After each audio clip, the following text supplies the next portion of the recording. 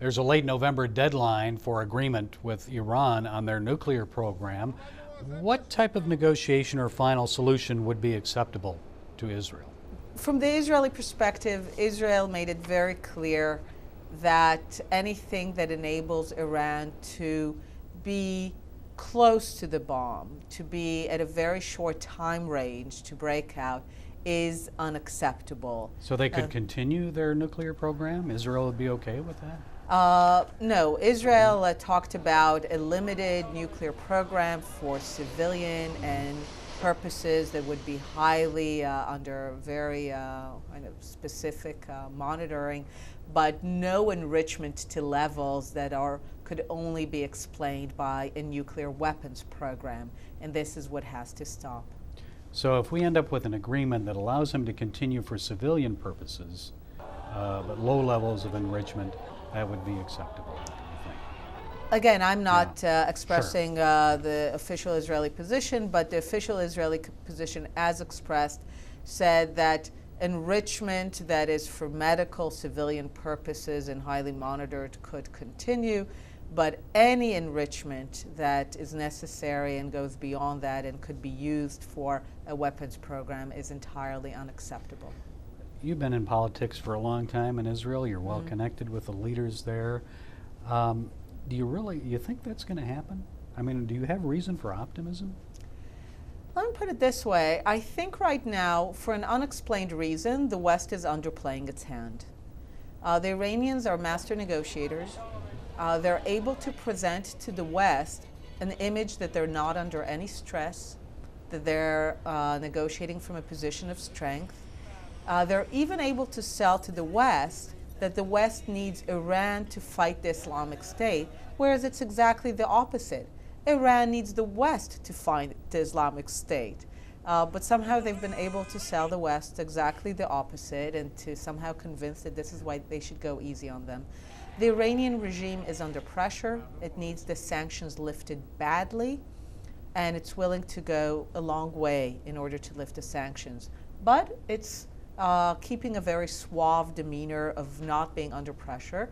The West is either falling for that or wanting to fall for that, and there's no need for that. They're completely underplaying their hand, and they're in an excellent negotiating position. What are your thoughts about the recent crackdown by Egypt in Gaza against extremists there? The threat that we're seeing in the Sinai is, again, a threat not just to Egypt, it's a threat to the entire region. It's become an area of lawlessness where a lot of jihadi groups are able to prosper, to generate also a lot of resources for themselves. With the connection with the Gaza Strip and Hamas, they're able to bring in weapons, use weapons, fight the Egyptian regime. So certainly we appreciate any crackdown on extremist elements which have a very specific program for the region, and it certainly does not include the existence of Israel. Well, I mean, a little nervous maybe? Israel a little nervous seeing military forces from Egypt move into the Sinai? I guess that's against the UN agreement. But it is coordinated, and it is with the understanding that it serves a common purpose and that it is not permanent. Might there be cooperation between Egypt and Israel in the Sinai? I think it is best for Egypt to do that. Israel is making sure that this does not enter our borders. There have been efforts from the Sinai to provoke Israel into action.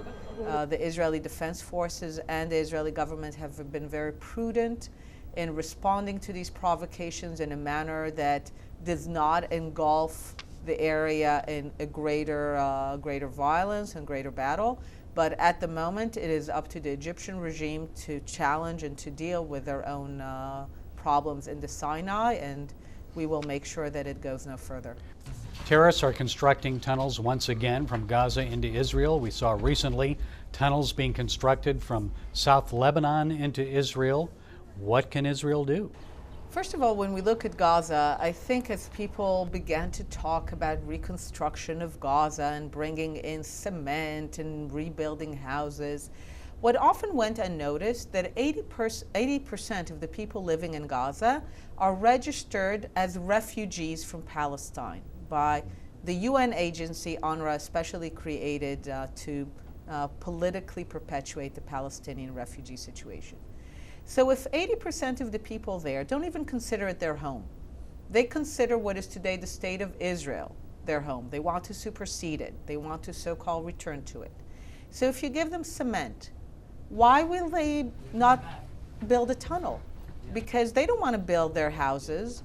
This is not their home. They want to build a tunnel that will take them to where they think their real home is, which is the state of Israel. So we need to understand that fundamentally there are forces that continue to see Israel as a non-legitimate existence in the region, and they will fight whichever way they can. So if armies are defeated, they go to terrorism. If terrorism is defeated, they go with rockets. If we find something against rockets, they build tunnels.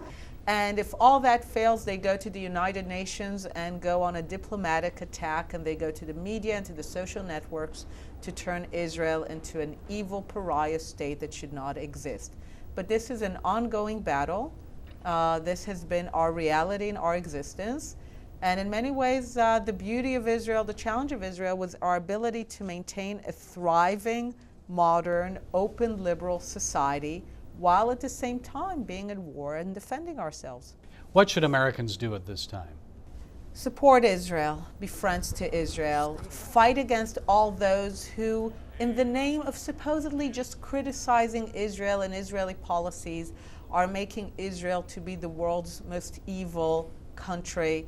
That is a dangerous, dangerous process. And ultimately, I would say stand up for American values, because the more the world has of those, the safer the world is for Israel.